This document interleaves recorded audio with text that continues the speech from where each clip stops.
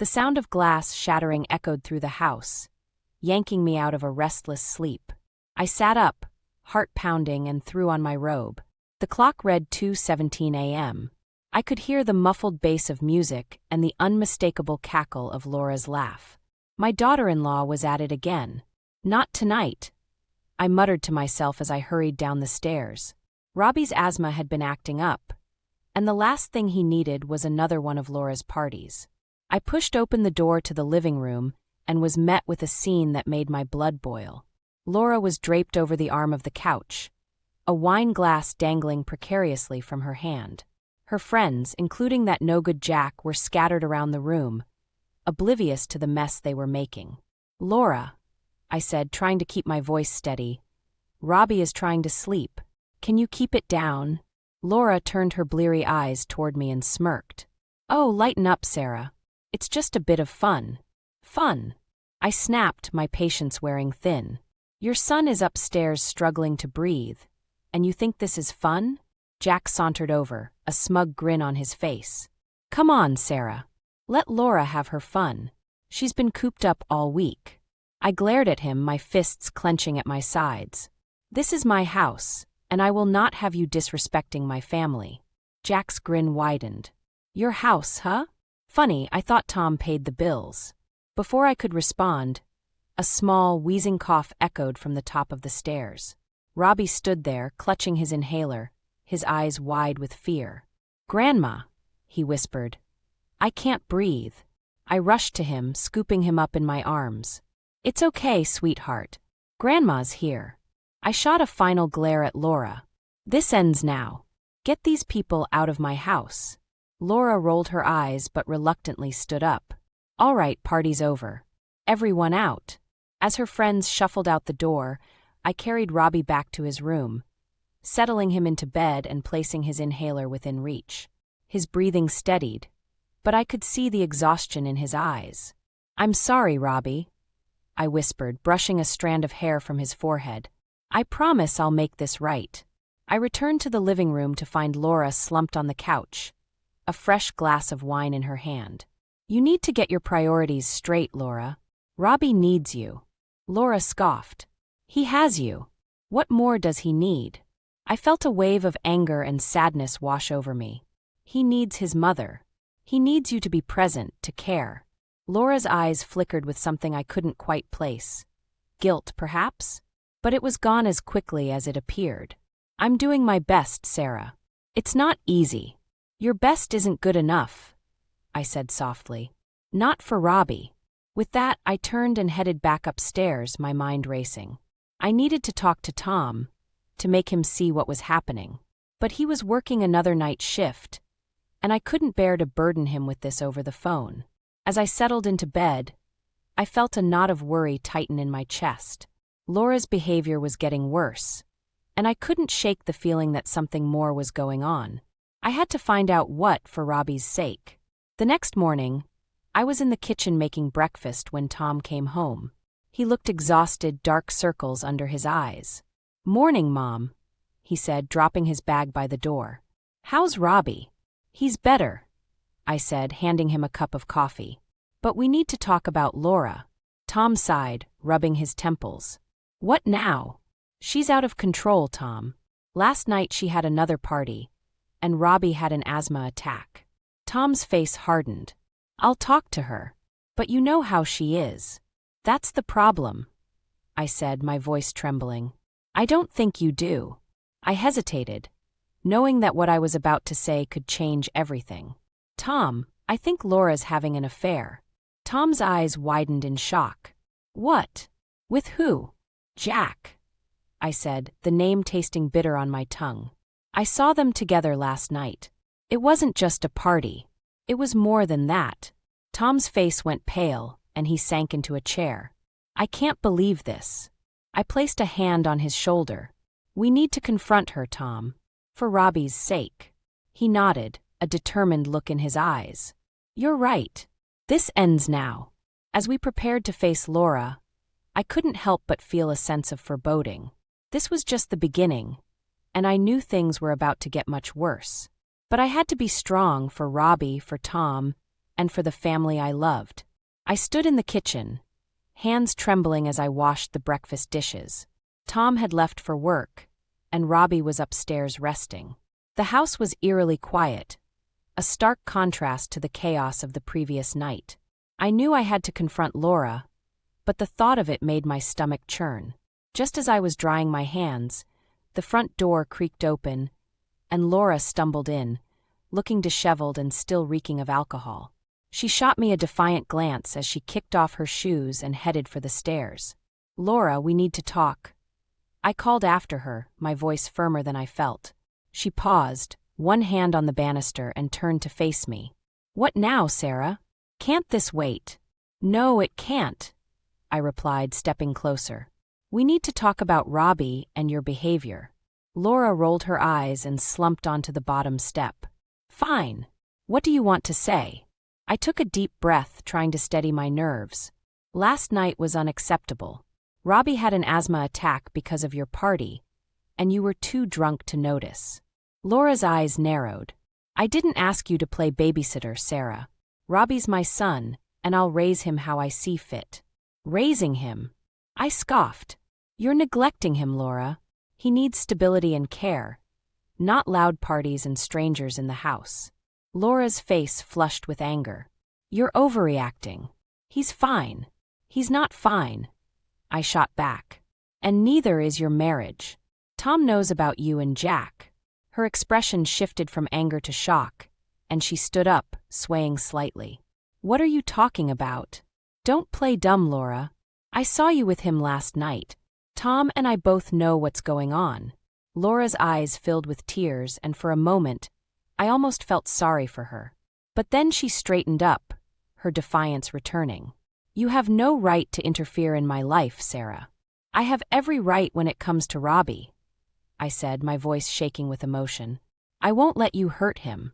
She glared at me, then turned and stormed up the stairs, slamming her bedroom door behind her. I sank into a chair, my heart heavy with worry. This was far from over. Later that day, I called Linda, my eldest daughter, for support. "Linda, I need your help. Things are getting worse with Laura." Linda's voice was calm and reassuring. "I'll be there as soon as I can, Mom. Hang in there." By the time Linda arrived, the tension in the house was palpable. Laura had locked herself in her room, and Robbie was quietly playing in the living room, oblivious to the storm brewing around him. Linda hugged me tightly, her presence a balm to my frayed nerves. "What's the plan, Mom?" "We need to get through to Laura," I said, my voice trembling. "For Robbie's sake." Linda nodded, her expression determined. "Let's do this." We headed upstairs and knocked on Laura's door. "Laura, it's Linda. Can we talk?" There was a long silence, and then the door creaked open. Laura stood there, looking defeated. "What do you want?" "We need to figure out a way to help Robbie," Linda said gently. "And to help you." Laura's eyes filled with tears again, and she sank onto the bed. "I don't know what to do," she admitted, her voice barely a whisper. Linda sat beside her, taking her hand. "You need to get help, Laura. For yourself and for Robbie." Laura looked at me, her eyes pleading. "I don't know how to fix this." "We'll help you," I said softly. "But you have to be willing to change." She nodded, tears streaming down her face. "I want to. I really do." As we sat there, a tentative truce forming between us, I felt a glimmer of hope. But I knew this was just the beginning. The road ahead would be long and difficult, and there were still many battles to be fought. That night, as I tucked Robbie into bed, he looked up at me with those big, trusting eyes. "Is everything going to be okay, Grandma?" I smiled, brushing a strand of hair from his forehead. "We'll make it okay, sweetheart. I promise." But as I closed his door and headed to my own room, I couldn't shake the feeling that the worst was yet to come. Laura's tears and promises were a start, but trust had been broken, and healing would take time. As I lay in bed, staring at the ceiling, I knew I had to stay strong. For Robbie, for Tom, and for the family I loved. No matter what came next, we would face it together. The day started off calm, almost deceptively so. I had just finished making breakfast when Robbie came downstairs, looking pale and listless. His breathing was labored, and I felt a pang of worry. "How are you feeling, sweetheart?" I asked, placing a gentle hand on his forehead. He felt warm. "Not so good, Grandma," he replied, his voice barely above a whisper. I glanced at the clock. Tom was still at work, and Laura was nowhere to be found. Panic began to rise in my chest. "Let's get you to the doctor," I said, trying to keep my voice steady. As I helped Robbie into his jacket, Laura stumbled through the front door, looking even worse than she had the previous day. "Where are you going?" she slurred, her eyes barely focusing on us. "Robbie needs to see a doctor." I snapped, my patience wearing thin. "You should come with us." Laura shook her head, her expression vacant.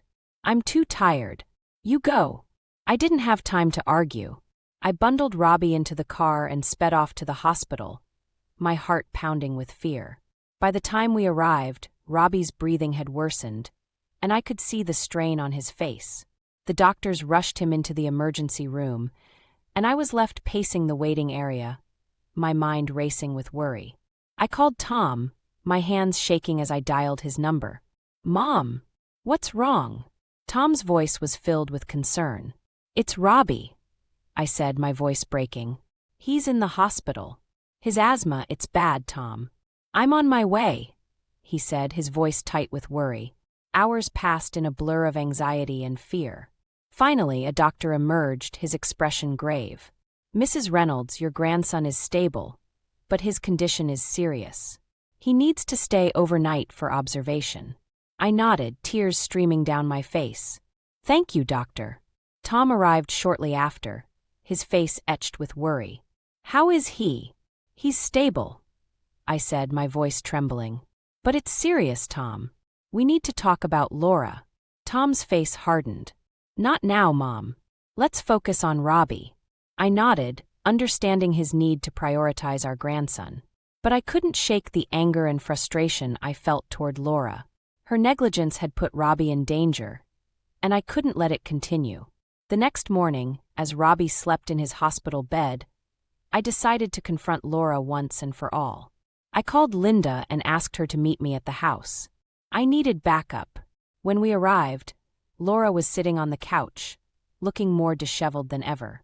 "What now?" she muttered, not even bothering to look at us. "Laura, this has to stop," Linda said firmly. "Robbie's in the hospital because of your negligence." Laura's eyes widened in shock. "What? No, that can't be." "It is," I said, my voice shaking with anger. "You were too drunk to notice he was struggling to breathe. This is your fault, Laura." Laura's face crumpled, and for a moment I saw a flicker of remorse. "I didn't mean for this to happen," she whispered. "But it did," Linda said, her voice softening. "You need help, Laura. For Robbie's sake." Laura looked at us, tears streaming down her face. "I don't know how to fix this." "We'll help you," I said, my voice trembling with emotion. "But you have to be willing to change." She nodded, her expression one of defeat. "I'll try." As we sat there, discussing the steps Laura needed to take, I felt a glimmer of hope.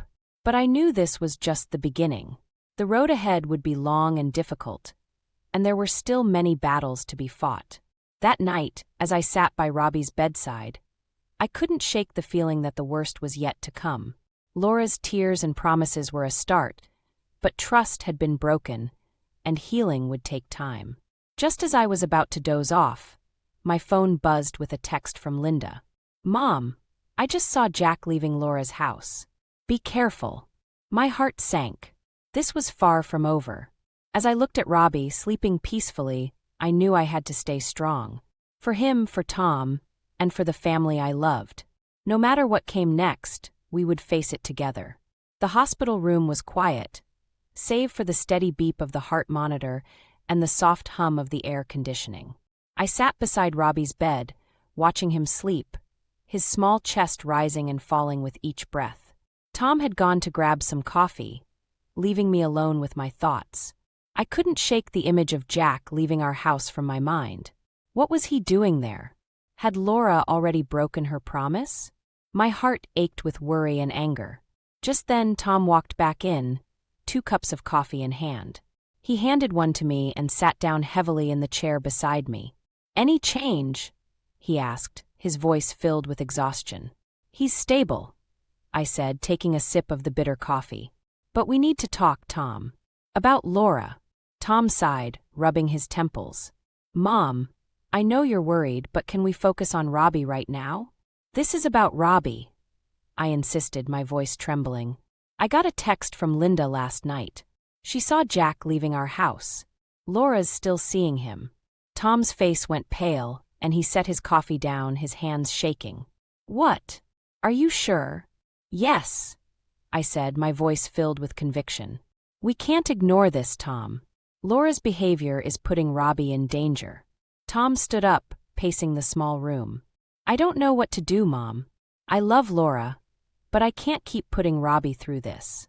You need to confront her," I said softly. "For Robbie's sake." Tom nodded, his jaw set with determination. "You're right. I'll talk to her." Later that day, Tom and I returned home, leaving Robbie in the capable hands of the hospital staff. As we walked through the door, the tension in the air was palpable. Laura was sitting on the couch, her eyes red and puffy from crying. "Laura, we need to talk," Tom said, his voice strained. Laura looked up, her expression one of defeat. "I know," she whispered. Tom sat down across from her, his face a mask of pain. "I know about Jack. I know you're still seeing him." Laura's eyes widened in shock, and she shook her head. "No, Tom, it's not what you think." "Then what is it?" Tom demanded, his voice rising. "Because from where I'm standing, it looks like you're cheating on me while our son is in the hospital." Laura's face crumpled, and she buried her head in her hands. "I'm so sorry," she sobbed. "I didn't mean for any of this to happen." Tom's face softened, but his eyes were still filled with hurt. "Why, Laura? Why did you do this?"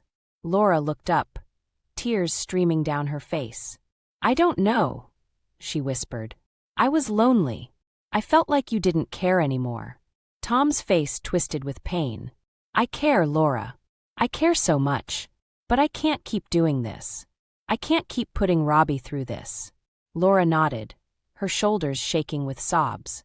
"I know. I need help, Tom. I want to get better." "We'll help you," I said softly, stepping forward. "But you have to be willing to change." Laura looked at me, her eyes filled with desperation. "I will. I promise." As we sat there, discussing the steps Laura needed to take, I felt a glimmer of hope. But I knew this was just the beginning.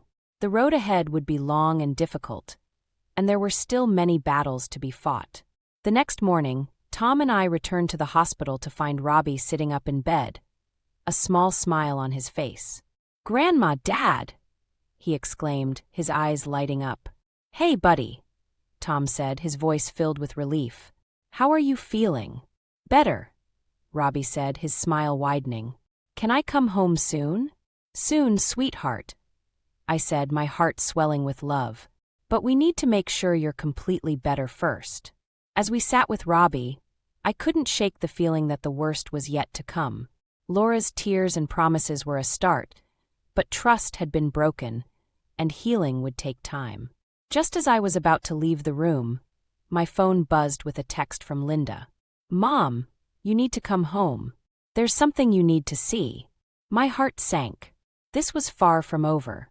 As I looked at Robbie, sleeping peacefully, I knew I had to stay strong. For him, for Tom, and for the family I loved. No matter what came next, we would face it together. When I arrived home, Linda was waiting for me on the porch, her face pale. "Mom, you need to see this," she said, her voice trembling. She led me inside, and my heart stopped when I saw what she was holding. It was a stack of letters, all addressed to Laura, all from Jack. The truth was out, and it was worse than I had imagined. As I looked at the letters, my heart heavy with betrayal, I knew I had to make a decision. This couldn't go on any longer.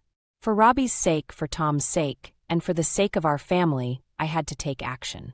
"Linda, call Tom," I said, my voice steady. It's time to end this. The day began with a sense of unease that I couldn't shake. Tom had returned to work, and Robbie was back home, resting in his room. Laura had been uncharacteristically quiet since our confrontation, but I knew better than to trust the calm. I was in the kitchen, preparing lunch, when the phone rang. It was Tom's supervisor. "Mrs. Reynolds, I'm afraid Tom's had an accident at work. He's been taken to the hospital." My heart dropped. "Is he okay?" "He's stable, but you should get here as soon as possible." I hung up, my hands trembling. I rushed to Robbie's room. "Sweetheart, I need to go to the hospital. Aunt Linda will come stay with you, okay?" Robbie nodded, his eyes wide with worry. "Is Dad okay?" "He will be," I said, forcing a smile. "I'll be back soon." I called Linda, who promised to come over right away. Then, I hurried to the hospital, my mind racing with fear and worry. When I arrived, Tom was in a hospital bed, his leg in a cast. He looked up at me, his face pale. "Mom, I'm okay. Just a broken leg." I sighed in relief, sitting down beside him. "Thank goodness. How did this happen?" "Slipped on some oil in the warehouse," he said, grimacing. "Doctor says I'll be out of work for a while." "We'll manage," I said, squeezing his hand. "Right now, we need to focus on getting you better." As I sat with Tom, my phone buzzed with a text from Linda. "Mom, Laura's packing up Robbie's things. She says they're going to her parents for New Year's." Panic surged through me. I knew Laura's parents lived hours away, and I couldn't trust her to take care of Robbie. I looked at Tom, who was already struggling to sit up. "Mom, go. Stop her." I nodded, my heart pounding. "I'll be back soon." I raced home, my mind a whirlwind of fear and anger. When I arrived, I found Laura in Robbie's room, shoving clothes into a suitcase. "What do you think you're doing?" I demanded. Laura turned to me, her eyes flashing with defiance. "We're leaving, Sarah. Robbie needs a change of scenery. Robbie needs stability," I snapped. "And he needs his father. You can't just take him away." Laura's face twisted with anger. "I can do whatever I want. He's my son." "Not without Tom's consent," I said firmly. "And he's in the hospital right now. You can't just run away." Laura's eyes filled with tears, and she sank onto the bed. "I can't do this anymore, Sarah. I can't stay here."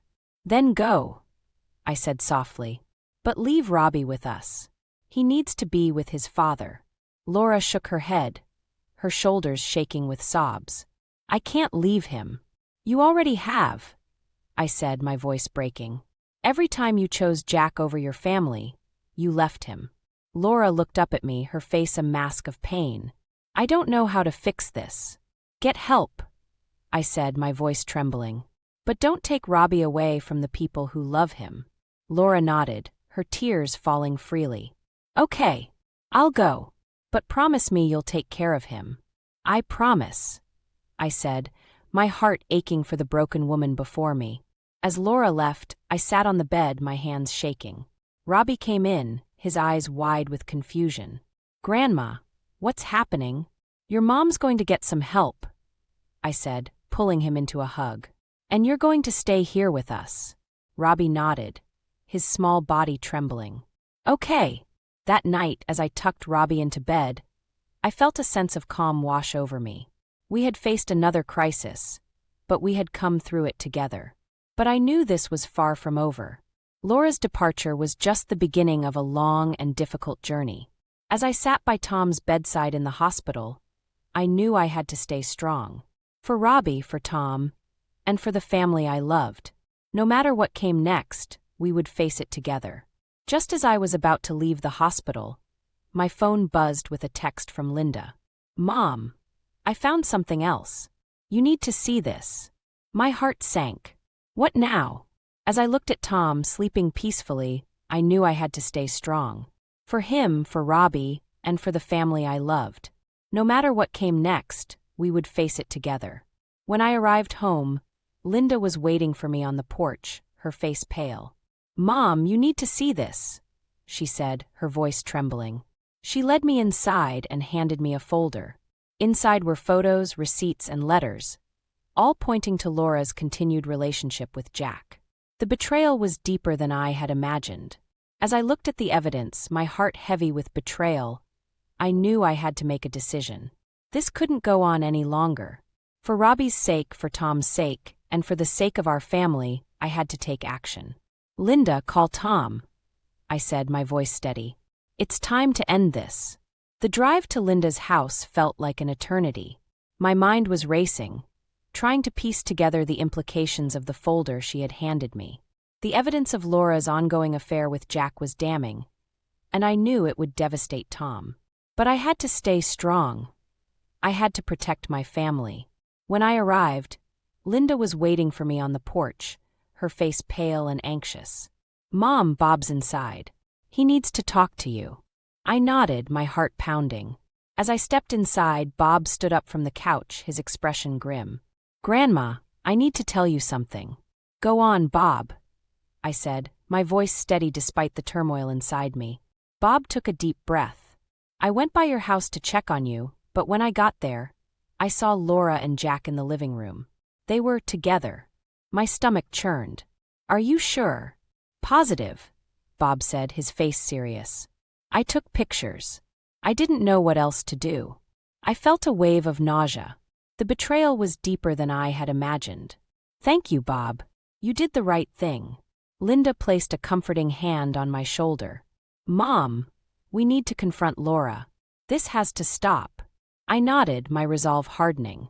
"You're right. Let's do this." We drove back to the house, the air thick with tension. When we arrived, Laura was in the kitchen, acting as if nothing had happened. I felt a surge of anger and betrayal. "Laura," I said, my voice trembling with emotion, "we need to talk." She looked up, her eyes widening in surprise. "What is it now, Sarah?" "I know about you and Jack," I said, my voice steady. "Bob saw you together. He has pictures." Laura's face drained of color. "Sarah, I can explain." "No," I interrupted, my voice firm. "No more lies. No more excuses. This ends now." Tom walked in, his face pale and drawn. He must have sensed the tension. "What's going on?" I handed him the folder, my heart breaking as he opened it. His face twisted with pain and anger as he saw the evidence. "Laura, how could you?" Laura's eyes filled with tears. "Tom, I'm so sorry. I didn't mean for any of this to happen." Tom's voice was cold, his eyes hard. "You betrayed me, Laura. You betrayed our family." Laura sobbed, her shoulders shaking. I know. I need help, Tom. Please, give me another chance." Tom shook his head, his voice filled with pain. "I can't, Laura. Not after this." I stepped forward, my voice trembling with emotion. "Laura, you need to leave. You need to get help, and you need to stay away from Robbie until you do." Laura looked at me, her eyes filled with desperation. "Please, Sarah, don't take him away from me. You did that yourself," I said softly. "You need to go." Laura sobbed, her face crumpling. "Okay, I'll go." As she left, I felt a wave of relief and sadness. This was not how I wanted things to end, but it was necessary. I turned to Tom, who looked shattered. "We'll get through this," I said, my voice filled with determination. "For Robbie." Tom nodded, his eyes filled with tears. "Thank you, Mom." That night, as I sat by Robbie's bedside, I felt a sense of calm wash over me. We had faced another crisis, but we had come through it together. But I knew this was far from over.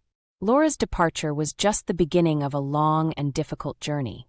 Just as I was about to doze off, my phone buzzed with a text from Linda. "Mom, I just saw Jack outside our house. Be careful." My heart sank. This was far from over. As I looked at Robbie, sleeping peacefully, I knew I had to stay strong. For him, for Tom, and for the family I loved. No matter what came next, we would face it together. The next morning, I woke to the sound of frantic knocking on the door. I opened it to find Linda, her face pale and eyes wide with fear. "Mom, Jack's here. He's causing a scene." I felt a surge of anger and fear. "Stay with Robbie," I said, my voice trembling. "I'll handle this." I stepped outside to find Jack pacing on the porch, his face twisted with anger. "Sarah, we need to talk." "There's nothing to talk about," I said, my voice steady. "Leave, Jack. You're not welcome here." Jack's eyes narrowed, and he stepped closer. "You think you can just get rid of me? Laura and I have a connection. You can't break that." I felt a surge of anger. "Laura's gone, Jack. And you need to leave, too." Jack's face twisted with rage. "This isn't over, Sarah. I'll be back." As he stormed off, I felt a shiver of fear. This was far from over. But as I looked back at the house where my family waited, I knew I had to stay strong. For them, for Robbie, and for the family I loved. No matter what came next, we would face it together. The air was thick with tension as I paced the living room, waiting for Linda and Bob to arrive. Tom was still at the hospital, recovering from his accident, and Robbie was upstairs, blissfully unaware of the turmoil swirling around him. My mind raced, trying to prepare for the confrontation ahead. The doorbell rang, and I hurried to open it. Linda and Bob stepped inside, their faces set with determination. "Are you ready, Mom?" Linda asked, her voice steady. I nodded, taking a deep breath. "Let's do this." We drove to Laura's temporary apartment, the silence in the car heavy with anticipation. When we arrived, I felt a surge of anxiety. This was it. There was no turning back now. We knocked on the door, and after a few moments, Laura opened it, her face pale and drawn. "What are you doing here?" she asked, her voice trembling. "We need to talk," I said, my voice firm. "All of us." Laura hesitated, then stepped aside to let us in. As we entered, I could see the remnants of her life scattered around the small apartment. It was a stark reminder of how far things had fallen apart. "What's this about?" Laura asked, her eyes darting between us. "Bob saw you with Jack," Linda said, her voice steady. "We have pictures." "It's over, Laura." Laura's face crumpled, and she sank onto the couch, her shoulders shaking with sobs. I know. I messed up. I don't know how to fix this." "You can't," I said softly. "Not alone. You need help, Laura. Real help." Laura looked up at me, her eyes filled with desperation. "I want to get better. I want to be there for Robbie. Please help me." "We will," I said, my voice trembling. "But you need to understand that things can't go back to the way they were. You need to stay away from Jack, and you need to get professional help." Laura nodded, tears streaming down her face. "I will. I promise." As we sat there, discussing the steps Laura needed to take, I felt a glimmer of hope. But I knew this was just the beginning. The road ahead would be long and difficult, and there were still many battles to be fought. Suddenly, the door burst open, and Jack stormed in, his face twisted with rage. "What the hell is going on here?" he demanded, his eyes blazing. "Get out, Jack," I said, my voice steady despite the fear coursing through me. "You're not welcome here." Jack ignored me, his eyes fixed on Laura. "You think you can just leave me? After everything we've been through?" Laura's face paled, and she stood up, her voice trembling. "Jack, please. Just go." Jack took a step closer, his face contorted with anger. "No, I'm not going anywhere. You're mine, Laura." I felt a surge of protectiveness.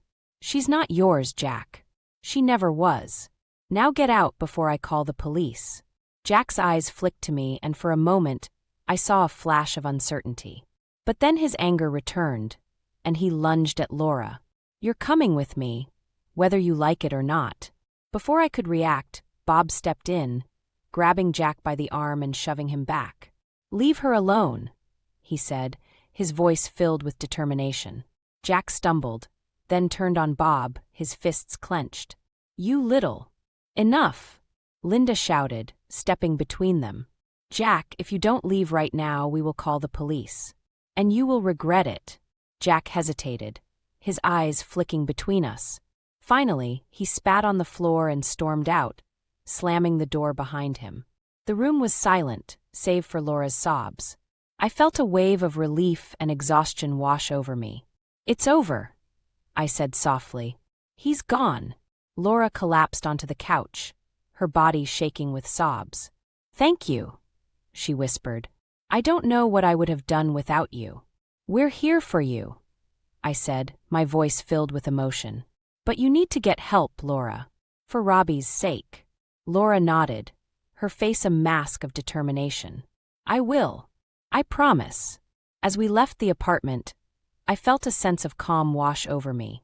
We had faced another crisis, but we had come through it together. But I knew this was far from over. Laura's journey to recovery would be long and difficult, and there were still many battles to be fought. When we arrived home, I found Tom sitting in the living room, his leg propped up on a pillow. "How did it go?" he asked, his voice filled with concern. "It's over," I said, sitting down beside him. "Jack's gone, and Laura's agreed to get help." Tom nodded, his eyes filled with relief. "Thank you, Mom. I don't know what we would have done without you." "We're a family," I said, my voice filled with determination. "And we'll get through this together." As I sat there holding Tom's hand, I knew that the worst was yet to come. But I also knew that we would face it together, as a family. No matter what came next, we would stand strong. For Robbie, for Tom, and for the family we loved. The days following the confrontation were a whirlwind of emotions and decisions. Laura checked herself into a rehabilitation center, and Tom began the process of filing for divorce. It was a painful but necessary step for the sake of our family. I spent most of my time caring for Robbie and supporting Tom, who was still recovering from his accident. The house felt different, quieter, more peaceful, but also tinged with a sadness that was hard to shake. One evening, as I was tucking Robbie into bed, he looked up at me with those big, trusting eyes. "Grandma, is Mommy going to be okay?" I sat down beside him, stroking his hair gently. "Yes, sweetheart. Mommy is getting the help she needs. And we're going to be okay too." Robbie nodded, a small smile tugging at his lips. "I love you, Grandma." "I love you too, Robbie. Always." After putting Robbie to bed, I joined Tom in the living room. He was sitting on the couch, staring at the divorce papers in his hands. "It's hard to believe this is happening," he said, his voice filled with pain. "I know," I replied, sitting down beside him. "But it's the right thing to do. For you, for Robbie, and for Laura." Tom nodded, his eyes filled with tears. "Thank you, Mom. I couldn't have done this without you. We're a family," I said, squeezing his hand. "And we'll get through this together." The next few weeks were a blur of court dates, therapy sessions, and family meetings. Laura's absence was felt deeply, but there was also a sense of relief that permeated the house. We were finally moving forward. One afternoon, as I was preparing lunch, the phone rang. It was Laura. "Sarah, can I speak to Robbie?" she asked, her voice trembling. I hesitated, my heart aching. "Laura, I think it's best if you focus on your recovery right now. Robbie needs stability." "I understand," she said, her voice breaking. "But please tell him I love him." "I will," I promised, my voice softening. "Take care of yourself, Laura." As I hung up the phone, I felt a sense of closure. Laura was on her path to recovery, and we were on ours. It was time to start rebuilding our lives. The day of the final court hearing arrived, and Tom and I sat in the courtroom, waiting for the judge's decision. Laura was there too, looking healthier and more composed than I had seen her in a long time.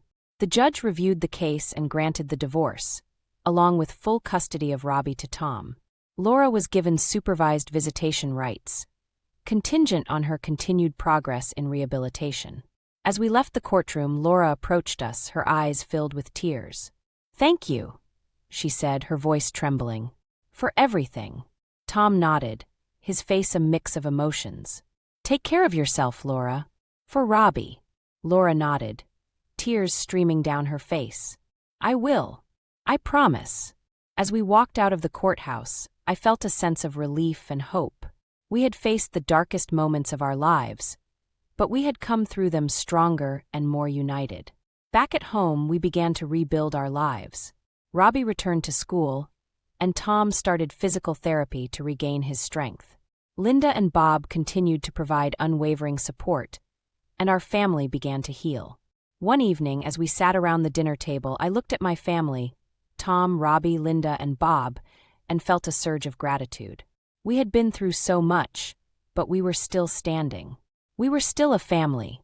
To new beginnings, I said, raising my glass. To new beginnings, they echoed, their faces filled with hope and determination. As I looked at Robbie, laughing and playing with his cousins, I knew that we had made the right choices. We had faced our fears, confronted our demons, and emerged stronger. Our love and resilience had seen us through the darkest times, and we were ready to face whatever the future held. In that moment, I realized that family is not just about blood or shared history.